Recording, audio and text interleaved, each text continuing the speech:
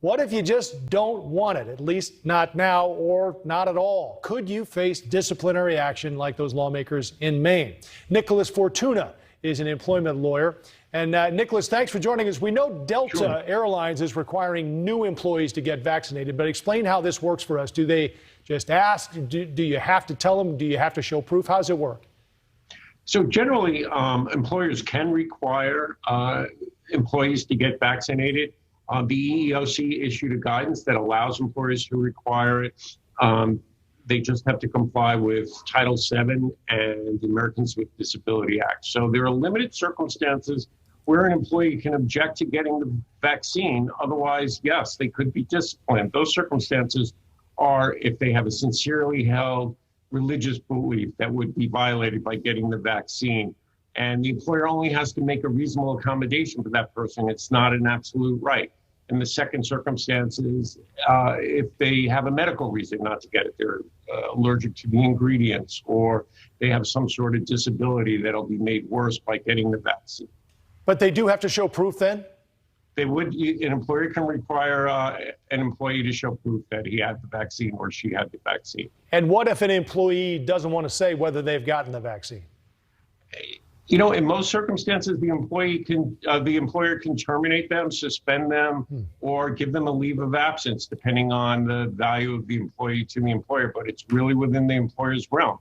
You know, bear in mind, though, a lot of states have bills pending before them now. A lot of state legislatures have bills pending before them right now, affecting the employer's right one way or the other as to requiring employees to get vaccinated for COVID. What about companies requiring testing? Can they do that?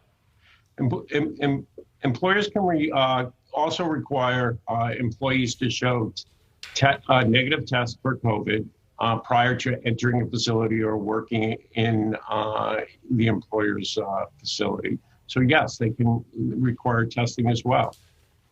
All right, so I've read that there are some companies, Target and Amazon included, Kroger as well, that are paying employees to get the vaccine. Is that because they can't or don't feel comfortable making it a rule, do you think? Yeah, a lot of employers are trying to encourage their employees to get the vaccine as opposed to force them and discipline them for not getting the vaccine.